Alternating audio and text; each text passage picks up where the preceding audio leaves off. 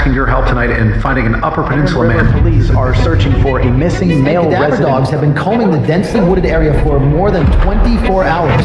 Somebody murdered and dismembered Chris Reagan and got rid of his remains. I knew that Kelly Cochran killed him. Laura never gives up. She was eat, sleeping, and drinking this case. The jury found now convicted murderer Kelly Cochran guilty on all counts. That case ruined my life. It nearly killed me. But we know she has other victims, and we're gonna find them. You told me that there are multiple bodies in Indiana. It's true. And who killed them? Kelly claimed that her butterfly tattoos represented lives that she took, and she had 16 butterfly tattoos. So we're gonna investigate those victims ourselves. She changes her movement in her face. If anyone is gonna be able to find these other victims, That right there is a lie. that's bullshit. Right? It's gonna be Jeremy and I. That's what he used the pigs for. For what specifically? To get rid of body parts. She has no feelings, she has no remorse. They agreed on their wedding night that if they ever cheated, they got to kill that person. It's a game with her. I know you're smart. Do you doubt that I'm smart enough? And one of the neighbors said, in the middle of the night, there was all this sawing going on over at their house. It went on for hours, 2, 3 in the morning.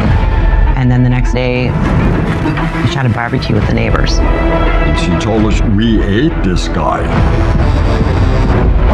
I lost my career over this case. Those multiple bodies in Indiana.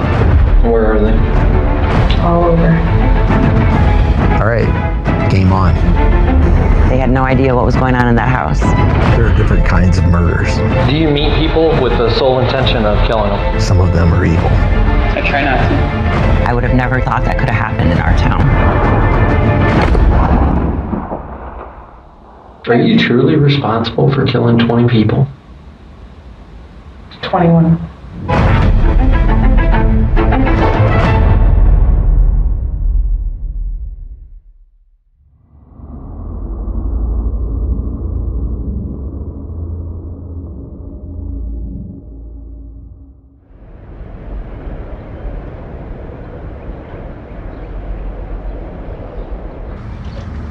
Why don't we use the red onion in the salad?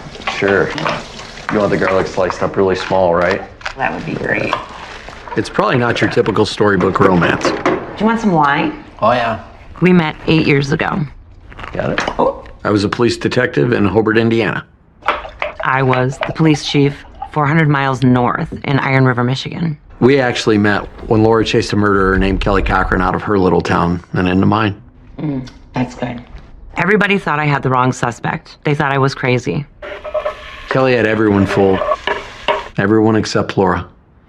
Did you wash that cucumber? I did. Okay, just making sure. So Jeremy and I teamed up to prove that she had killed 2 men, including her own husband. They're really good. And we did. Smells good already. And while doing our investigations, Perfection. we fell in love. Try that. And after Kelly was sentenced to life in prison, You want to stir it? Jeremy asked me to marry him. Here's to you. I told you, Here's to us. this isn't your typical love story. I'll get the door for you. Thank you. You're welcome. Kelly is never getting out of prison. But we believed she went on a killing spree for at least a decade before we caught her.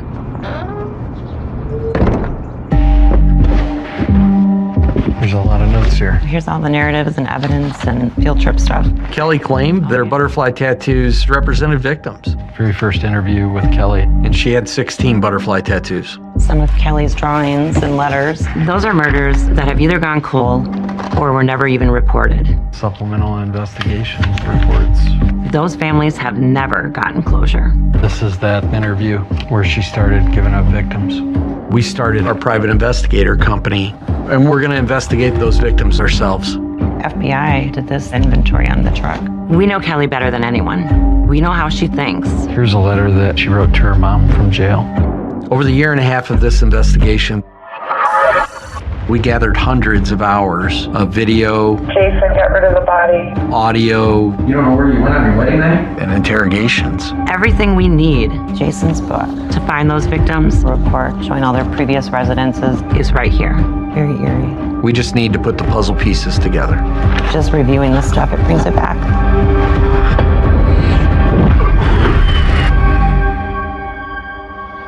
We know now that Kelly Cochran was a practiced methodical killer. But before I was on the case, Laura had a very hard investigation all on her own. You need to know that story first.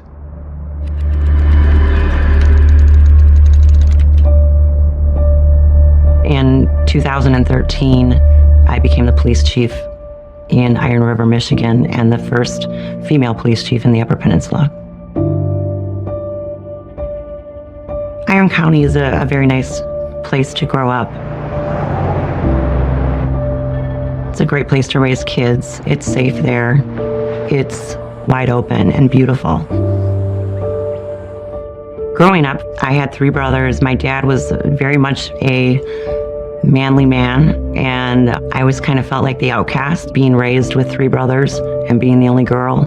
But my dad, I think, started realizing, hey, she can do these things as well as they can. And he had written down a list with all 4 of us. And I just remember him writing next to my name, the family protector. And being the only girl and having him label me as the family protector spoke volumes to me. Don't make me cry.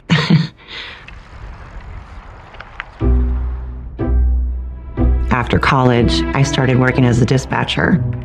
At that time, I was going through a divorce, and I was a single mom, and I had 2 young girls, and I just made up my mind and put myself through the academy.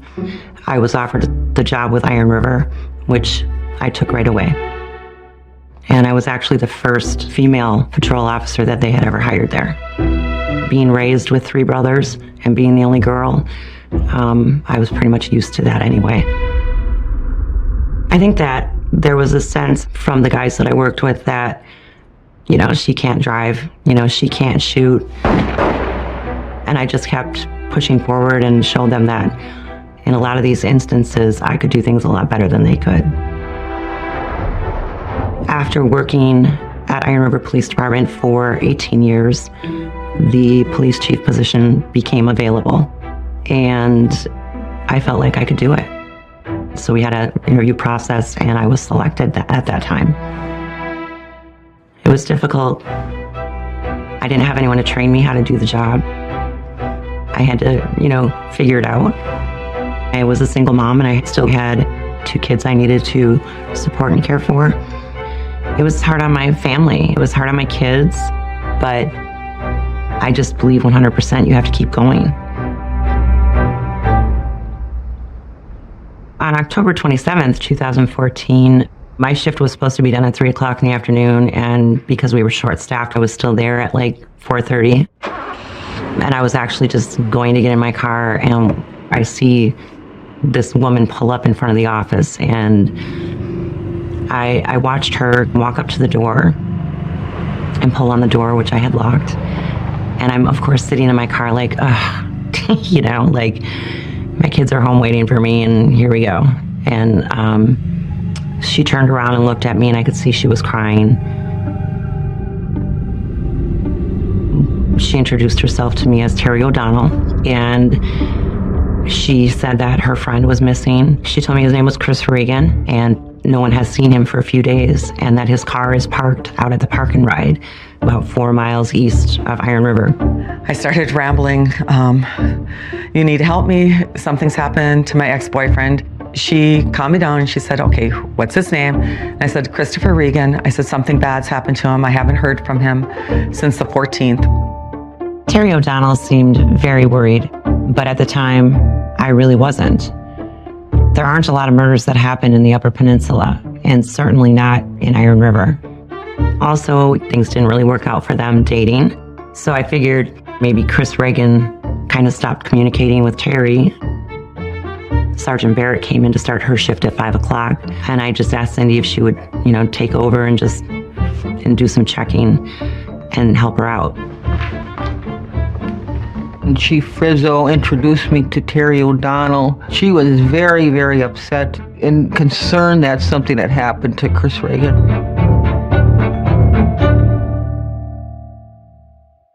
After Christopher and I broke up, we still talked. We were both still concerned about like how each other was doing and wanting each other to be happy. He lived in one of the apartments that my parents owned. We always had spare keys. Terry O'Donnell had the key for access to Chris Reagan's apartment, so that was the very first place we went.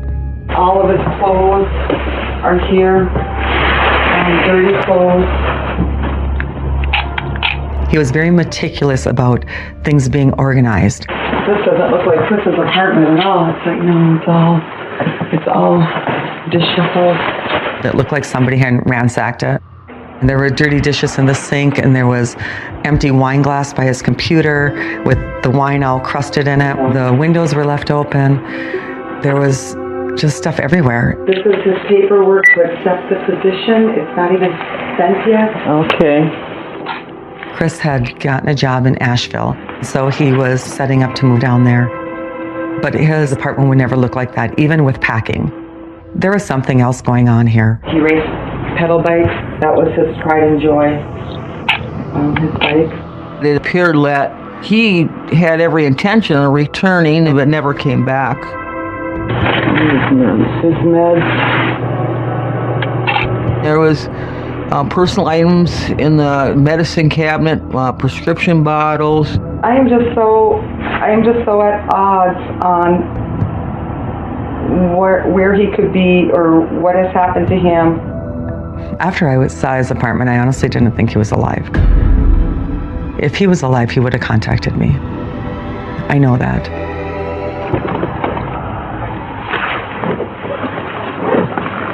After we checked through Chris Reagan's apartment, we went to the park and ride out in Bates Township to check Chris Reagan's car. Water bottle.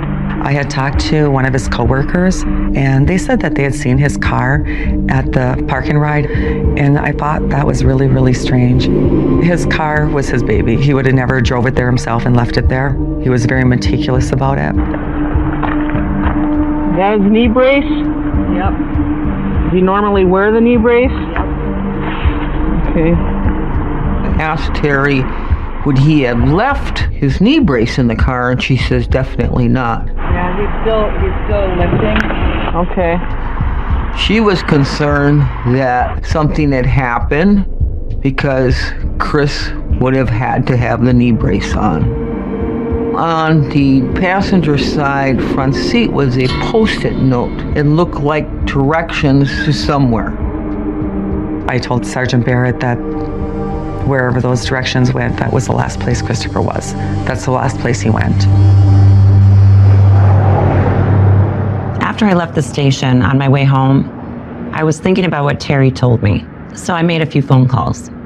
Terry O'Donnell told me that Chris Reagan worked at Oldenburg, a local factory that manufactured parts for the Navy. And being a small town, it just so happened that I knew the human resources director. So I called her to see what she might know about Chris. And she told me that he was having an affair with a married woman who also worked at Oldenburg, named Kelly Cochran. I said, well, maybe we should make contact with Kelly Cochran and see what she knows. The HR director told me that 2 months prior, Kelly had told her that her husband was abusive and had threatened to kill her. And on one occasion, a deputy was sent to the house to check on Kelly. So then I got in touch with the deputy and asked if he knew Kelly's address. And he said, well, I'm not at work right now, so I don't know the exact address, but I can give you directions. He starts giving me these directions to Kelly Cochran's house. And as soon as we got done talking, I got a call from Sergeant Barrett, who had checked Chris Reagan's vehicle. There was a sticky note, and she read it to me, and it was directions. This is the exact directions that the deputy just gave me to Kelly Cochran's house. Chief Frizzo asked me to go and interview Kelly Cochran. When we got to the Cochran house, and a male subject came out. I asked if he was Jason Cochran. He said yes. I said, is Kelly Cochran your wife? He said yes. I said, is she here? And he said, no, she isn't. The state trooper whispered to me that there's someone looking out the upstairs window. And shortly thereafter, a woman comes out of the house. I asked if she was Kelly Cochran. She said yes.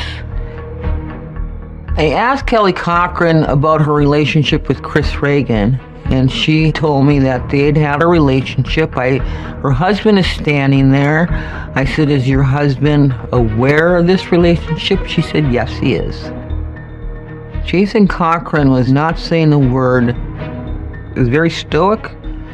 Didn't say anything, just like a statue.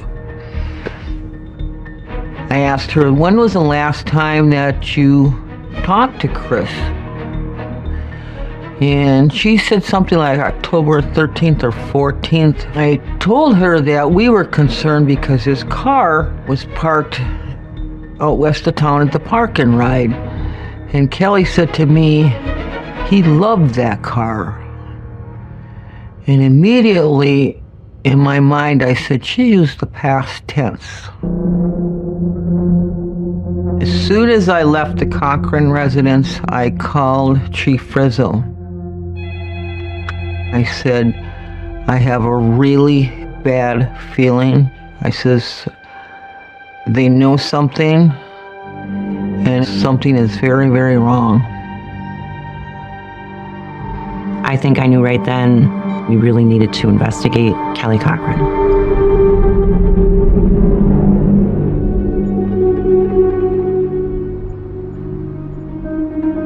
I knew that we were going to need help. We're short-staffed, so we needed the extra manpower. I reached out to the Michigan State Police at that time. The Cochrans needed to be interviewed. So in talking with the detectives from the state police, it was their desire to do the interviews. I knew that we should probably proceed immediately with search warrants. So I sat and worked on search warrants while I viewed the actual interviews going on at the same time. They bring Jason Cochran in first for his interview, and I hear him come into the room and say, I've got some health issues, I lost a kidney, they want to do back surgery, and I don't kind of move around or function the way I should sometimes. So I've kind of withdrawn and became real depressed. And I'm taking medication. I've recently been hospitalized. Pretty soon he's crying. My marriage is falling apart. You know, it didn't help me. Yeah, that didn't help either. So you were very much aware of what Kelly was doing. I either had to accept it or to let her go. So I decided that I could at least accept it for a little while and see if it's, you know, what she really wanted was to not be with me, then I was going to let her go. I just remember thinking to myself, why is he crying? To me, that was the hugest red flag ever. Had you ever met Chris? No. No, I never physically met the guy. Do you know where he lives? I've seen Kelly's truck parked in an apartment building on right on the main drag right there. And since I've seen her truck there often, I assume that that's where he lives. Had you ever been there? I've walked past the house, but I've seen the truck there. Do you kind of understand why you're here? Yeah. I think so. You know what I mean? There's somebody that's missing. I'm going to guess that I'm probably the jealous husband. Yeah. Yeah. You know, I want to try to be as open about anything as I can with it. Unfortunately, I didn't know about some of the stuff, you know. After he goes into this long conversation about how he hasn't been the greatest husband because he can't perform well. Because of my back, a lot of times I do have some sexual dysfunction to where I don't, even if I wanted to, you know, I'm in so much pain I couldn't get hard or get off or anything for it. And then he basically just says, I've never seen Chris Reagan, don't know who he is, wouldn't know him if I passed him on the street. I don't even know what the guy looked like, other than knowing his first name. You know, that's about my extent of it. Okay. Okay. No questions for us? No, you guys have been real helpful, so. Okay. His interview ends and Kelly comes in. Kelly is totally different. Did you have an intimate relationship? Yes, we did. And obviously your husband knows or doesn't know about that? He knows. He knows. Mm-hmm. She was very well controlled. She knew how to control her body movement, her body language. When was the last time you saw Chris? They asked me that last night. I want to say probably 2 weeks ago. Because today's, it was probably 2 weeks from today, I think. You saw him or talked to him or? I talked to him, I think. Because the date today is what, 28th? 28th. It's like I would say between the 12th and the 15th was the last time I saw him. We had dinner. Where did you see him? I seen him at his apartment, I think. She knew exactly how to project herself while she answered questions. Kelly, assuming that you may have been the last person to see him, tell us what you did that night. Tell us what went on. We ate. That was pretty much it. And it was working. The Michigan State Police seemed satisfied with all of her answers. So I asked you basically 3 questions there. Whether or not you were involved in what happened to Chris, whether you know what happened to him, and did I play a part in it? That was the last one. And no.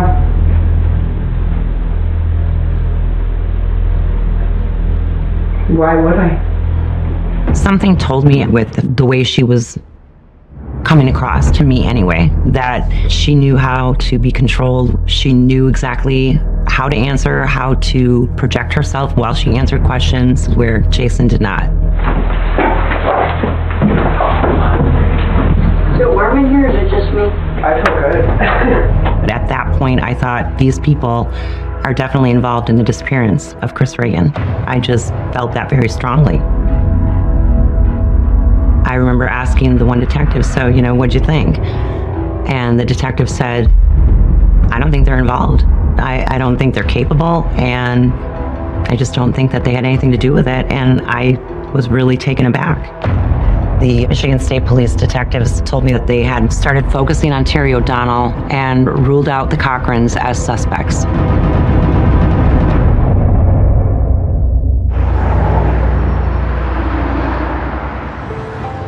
Things were very frustrating with the investigation.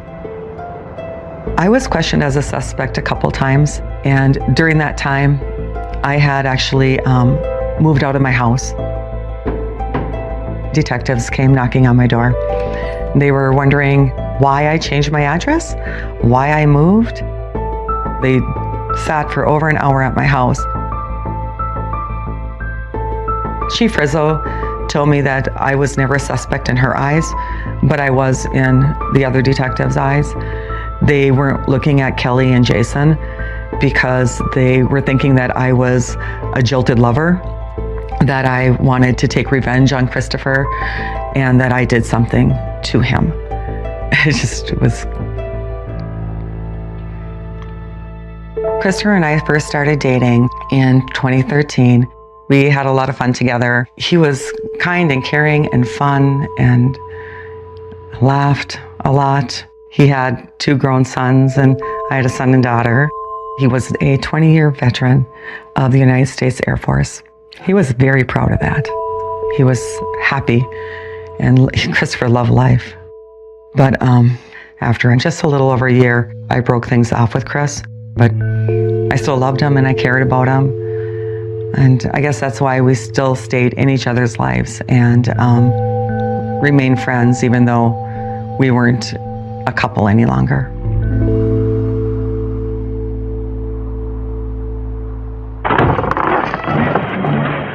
At this point in the investigation, I was getting frustrated with the Michigan State Police. It would have been really easy for me to just say, okay, let it go and let them do their job. But I couldn't. This was still my case. It happened in my jurisdiction, in my town. I think with Kelly, there were questions I had that should have been followed up on that weren't. And so I was kind of determined to do that myself. It was November 10th of 2014. It was the biggest snowstorm we had that whole winter. Kelly came to the door. I introduced myself. Hi, Kelly. Hi. I'm Chief Laura Frizzo with the Iron River Police. Hi. Nice to meet you. Nice to meet you. Is it possible to put the dog away so I could come in and talk with you for a minute? Yeah. Your husband's here too? Yeah. So you want to just have him come in here as well? Yeah. Jay? Hi, Jason. Hello. I wanted really to bring Jason down first because I actually knew already that he was going to be the more vulnerable one. I would like to talk to you separately, if possible. So I know you only have one vehicle, right? Right. I wanted to have him come in without giving Kelly the opportunity to coach him or tell him what to say or not to say. So it was right on the spot, and I just said, So I guess I'm wondering if one of you would be willing to come with me now. The other one come down in about a half hour. Sure, absolutely. I didn't want him to go in the same direction he did with the state police, where it was like pity party, I'm going to be emotional, so I can mask my anxiety. So again, Jason, I'm Laura Frizzo, and I'm the chief here. Been handling a large amount of our investigations. So I just jumped right into some of these questions I had from his initial interview with the state. So what I was doing was just trying to disprove what he initially said, right around the time of Chris's disappearance. The day you saw that truck there, you know darn well, and you remember darn well how you came upon it. So you need to be honest with me, Jason. I wanted to know how he found himself in front of Chris Reagan's apartment, where he was able to see Kelly's truck parked at these apartments, as he had described in his first interview. So when you saw the truck there, you walked back to your house after seeing the truck and what you assumed was Chris's vehicle. What did you say to Kelly when she got home? I don't even know if I talked to her when she got home. Like I said, at that particular point, all I was sad. I didn't want to talk about it. My goal was to establish that he already knew where Chris Reagan lived. It's not like he by chance walked upon a place where he saw, Kelly's truck parked and thought that must be it. To be honest with you, there's a couple of things that I'm just not sure of with what you're telling me. It's hooking up to be right around the time of when Chris came out missing. So I'm just trying to straighten that out. I could tell that he got more and more nervous. His face got more and more red. He didn't really have an answer. I'm starting to feel like I don't know if maybe harassed is the right word for it, but I'm starting to feel like I should be talking to an attorney. I watched Jason Cochran fall to pieces right in front of me. It's like he had things he wanted to say, but he was scared.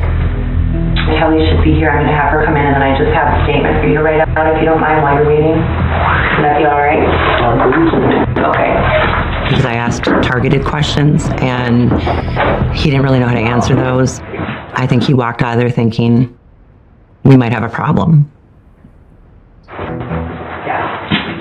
Then Kelly came in for her interview. She told the detectives that the last time she saw Chris Reagan, she brought lasagna that she had prepared, but when we went into Chris Reagan's apartment, there was a huge box in front of the stove. I'm not sure how someone would have been cooking on the stove or doing anything in the kitchen for that matter. Okay. Thanks for coming. No problem. I went ahead and watched your interview with the detective. I wanted to know, was she actually in there? Does she know what the apartment looked like? Because we knew that Chris was boxing things up to move for his new job, and there were boxes everywhere. Where did you see boxes? I think in the living room. Okay, and can you describe the boxes you saw? Honestly, no. I just started targeting questions like lasagna. You told the detectives that you went and had dinner at Chris's apartment. And I said, you cooked the lasagna. I'm thinking again, you didn't use the oven. And she said, well, I brought it there. I cooked it at home and I brought it on a plate. On this night that you brought the lasagna, though, you just brought a plate. You brought a plate of lasagna and you made it garlic bread, are you saying you took bread and did butter and garlic on it and then cooked it in the oven? Probably clicked in her head. She knows I didn't use the stove. You know, I couldn't use it. The garlic bread was baked in the oven? No, on the skillet. I just got the direct feeling like you're just making shit up as you go. I thought that it was important with Kelly because of how controlled she was to not give her a minute to think. So what direction do you think that you most commonly took to his house? You know, and the reason I'm asking is we want to be able to establish really what day and time you did go by there so we know for sure, and I have several different resources that I'm using. I would say usually 189. Anyone who's telling the truth isn't going to have a problem answering all of these questions, but when you're throwing questions about a statement that was a lie, it's going to be really hard to quickly answer those questions with any answers that really make sense or fit. Do you think that's the way you went the last time you went there? Can you remember that? I don't know if I would have came up from 189. I think maybe I stopped somewhere like a gas station or a store. I don't know. I think I came up the back. Which way? Through the grocery store. You may have come. So if you didn't come on 189, chances are you came like behind this grocery store. Mm-hmm. Okay. In the beginning, she thought she was going to manipulate me, just like she had before, to the other detectives. And then I think as these questions kept coming from me that she was struggling with, you could see in her demeanor, you know, her body dropped. She wasn't happy anymore. You guys didn't sleep together that night? You didn't have sex that night? No. You guys didn't fool around that night? No. Okay. Do you remember the last time it was that you did? Probably the time right before it. And where was that? It was there. I was convinced then that that didn't actually happen at his house. You know, that the last time she saw him was not at his apartment, that was likely a lie. After that discussion, Kelly apparently went to one of the state police detectives and told them that I'm harassing her. She wanted everything to look like she was a victim. The detective came into my office and said, "You need to back off of her." And I was like, what? You know, what did I do? At that point, I just decided, you can help me or you don't have to help me, but this is what I'm doing. And I just went forward. I felt like from that point on, I was just kind of on my own. But every time I'd get to a dead end in this case or feel like I don't know where to turn from here, someone else like an angel would appear out of nowhere and just kind of guide me to the next step. And at around this point is when Mike Niger came to my office and introduced himself to me. My name is Michael Niger. I work on long-term missing person cases and cold case homicides in the wilderness. What enables me to do that, unlike a lot of others, is that I've been a wilderness guide for 40 years. So that allows me to work in very remote areas, live out of a rucksack, you know, for 10 days at a time and conduct an investigation. I spent 26 years in the Michigan State Police, working in a crime lab, doing a lot of computer forensics work. And then I retired as a detective sergeant. Now I monitor missing person cases in the Midwest and up in Canada, and I work for the victims' loved ones for free. There's no money changing hands. Chris Reagan case was on my radar, so to speak, and after it was unresolved for a few weeks, I reached out to Chief Frizzo. He came to my office and he said he would like to help out with the case. My first impression was there was dirt on her uniform, and to me that's a positive because that's a working chief. He was my partner for the next year and a half. I knew I would need help, and he's just the master of tracking and locating missing persons.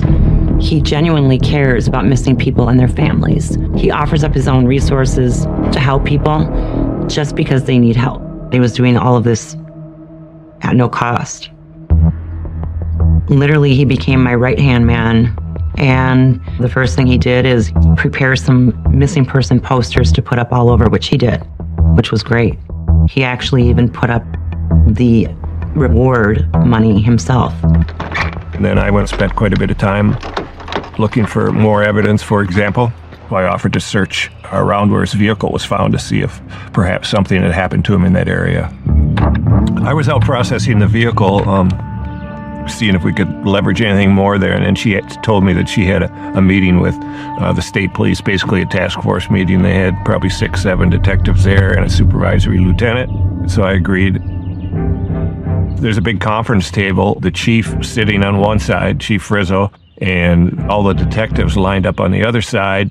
Didn't take very long for me to see that it was a confrontational situation.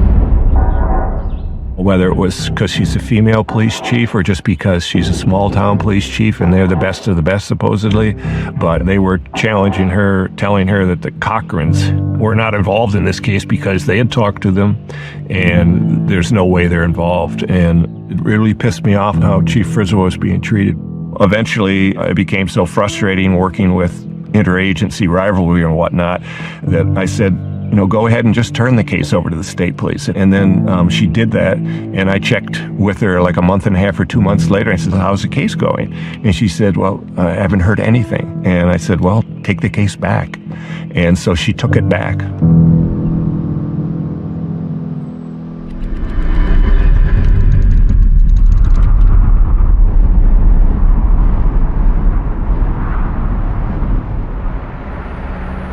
Of course, by now, this case has gotten a lot of publicity.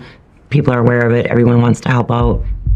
At around this point, this man walked into my office and introduced himself. The man said, I'm Jim McNeil. I'm a private investigator. He explained to me there's things we can do, things I couldn't. And he felt like we can pop a GPS on their vehicle. I had no idea what private investigators could do or couldn't do differently, aside from law enforcement. So the following morning, before it got light out, these private investigators went to the Cochran residence and placed a GPS on their truck. It turned out to be very important for this case. At this point, the state police really think I'm just completely on the wrong track, and I just started doing my own thing. I knew that we should proceed with search warrants at the Cochran's house immediately. So I put all my probable cause together. I took that over to the prosecutor then, and I said, I really want to do a search warrant. And she looked at it, and then she looked at me, and she said, well, why haven't you done this yet? And I said, because I was told I didn't have enough to do it. So she authorized it right there. The judge granted the warrant. It was March 5th of 2015, around 8 a.m., and myself and other law enforcement people went up to Cochran's to serve the search warrant on their residence. And what I have, Kelly, is I have a search warrant for the residence. And she said, okay. I'm sure she was wondering, how did you do that? Do you have any weapons on you, knives, needles, basically? Not on us, but I would have weapons in the house. You want to tell me where they are in the corner? I've got a 22 under there, under the thing there. We got decorative knives, stuff like that. But firearms, just the 22? I think so. I told her, while we do the search warrant, you're not allowed to be in the house. While you're out, we'll just do this area, and they'll have you come back in, okay? I said, you can either sit in our patrol car, you can go to a neighbor's, whatever you want to do. Do you want a jacket or something? The car's warm, but... They chose to sit in our patrol car for a little while. You guys aren't going to turn the computer off, are you? No. Okay. Is there something on there you don't want us? No, She's working on something? Okay. We had a camera running in the patrol car at that time. One of the things we picked up when they were sitting in the car was Kelly saying, how did they get enough for a search warrant? Okay, well, we'll step in here.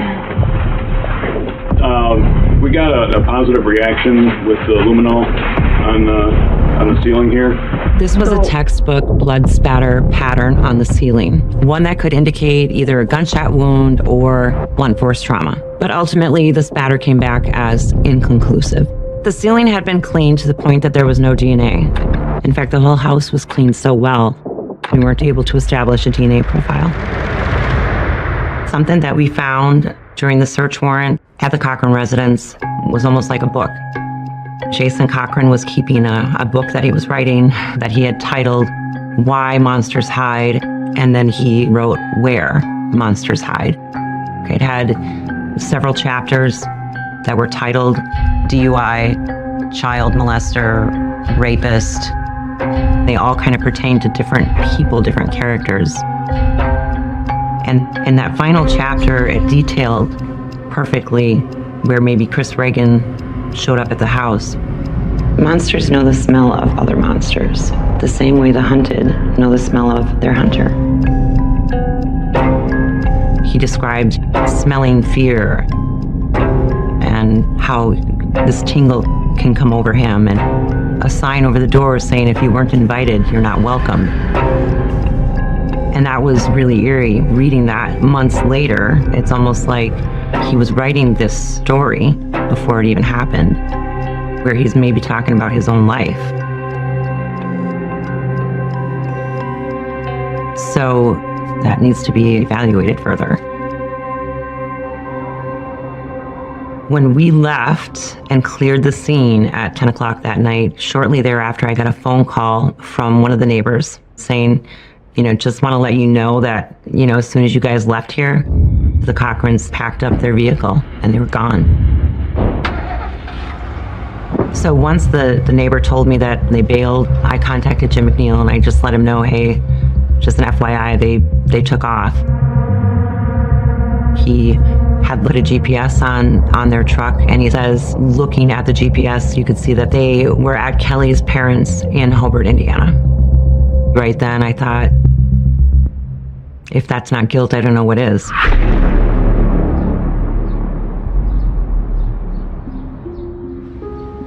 The first time I heard the name Kelly Cochran, I was working for the Hobart PD in Indiana. I just had surgery on my leg and a skin graft, and I was at home with my leg up in the recliner, basically just trying to heal up. My partner, Steve Hauk, he said, listen, there's this chief of police from the Upper Peninsula of Michigan, and she wants to interview Kelly and Jason Cochran, a husband and wife duo that she believes are involved with a missing persons case. She truly believes the person was murdered. They're on the run now, fled to Hobart, Indiana, and the Hobart Police Department agreed to cooperate fully, and Steve left that day, and I didn't think any more about it. I just went on my way in recovery and ultimately went back to work.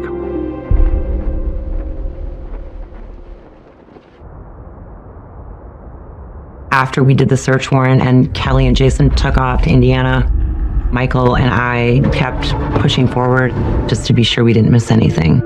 His experience in the Michigan State Police Forensic Crime Lab over the past 20 plus years was invaluable. A lot of times on these types of cases, we have to process a car once, go back, do it again, maybe go do it a third time. So we found some leaves and stuff in the trunk that we were looking for to see if we could determine where the vehicle had been, possibly to deposit the body. We processed the vehicle for fingerprints, went through all the compartments to see what was in there, and we found a hat. It had visible hair on it. We collected that for DNA. So at around this point, I was then in communication with David Saylor and Todd Saylor family that lived across the street and had become good friends with the Cochrans. Jason had weed and they'd get high together, and that family did not care for me much. And I had to find a way to become friends with them because I wanted to talk to them. So I just one day decided I'm going to drive around back when they're all standing out there and get out and try and strike up conversation and be charming. So I did, and I never expected it to turn into what it did. They were telling the story from their memory of this incident that occurred in October 14th. Yeah, I woke up, I came downstairs, and my mom said, "Did you hear them gunshots?" And I said, "Yeah, kinda." I said, "It sounded like a 22 going off." And she said, "Yeah." I talked to Todd and his brother, David Saylor. David said, we knew that Kelly was having an affair and we knew that this was the guy she was seeing. Then David said, a couple weeks later, we saw the article about the missing man. And then they said, one night we could hear this sawing going on over there all night long, and just 2, 3 in the morning. And it was like a few days later, Kelly and Jason said they were gonna have shish kebabs. And they made some, and they bought some beers and stuff, and we all went over there, and I never ate anything. I just went over there to drink a couple beers. Days later, and Kelly and Jason were actually by the fire pit at my house. And one of my friends said, well, I hope you don't do nothing like that to none of us if you did that. And then one of them, Cochrans, I don't know if it was Kelly or Jason, said, what, you think them were Chris kebabs?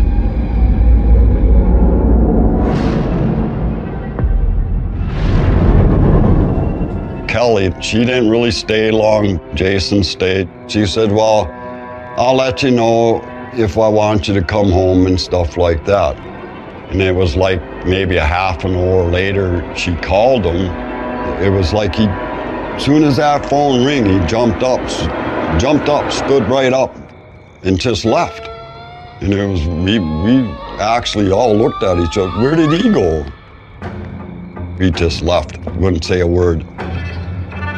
I'm just listening to this whole story, and that was the first time that I ever heard anything about a gunshot, possibly dismembering, sawing in the basement, or what could have happened to Chris Regan's body. I would have never even thought that could have happened in our town. By July of 2015, it had been 4 months since Kelly and Jason fled to Indiana. And in that time, we continued searching their home, Chris's car, and every place else that might contain DNA evidence. I really want to go get their DNA for things like a knit hat that was found in Chris Regan's car. So I put together a search warrant for DNA for the Cochrans, but knowing I'd have to serve that in Indiana, I needed someone to help me collect that. So Jason's brought into the police department in Hobart, Indiana, to get his DNA collected. I'll never forget when I walked in the room. He looked up and his face just instantly turned 3 shades of red. He was gulping. I'm sure that he was thinking, this bitch is following me everywhere. I can't get away from her. We got him taken care of, and they went and picked up Kelly. I walked into her, and it was a completely different scenario than it was with Jason. She was pissed, just pissed off. She just basically said, I'm going to give you my DNA, and I'm leaving. And that was it.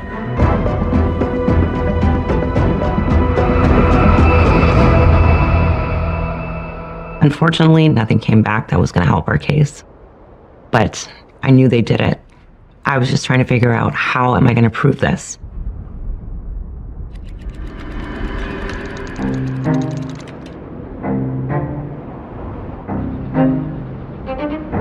Ultimately, I come back to work 5.5 months later after making a full recovery, and I went in my office, started working on some other cases.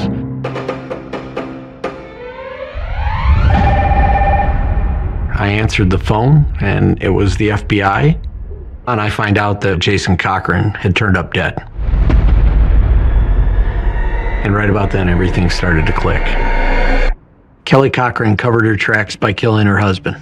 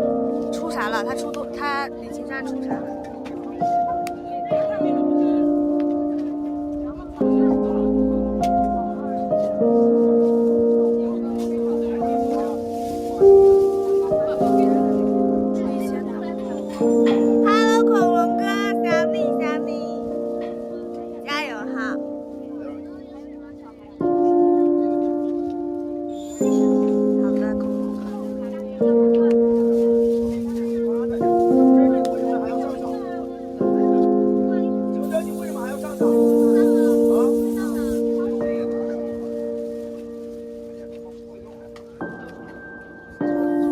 晒，然后穿件这个再穿一件。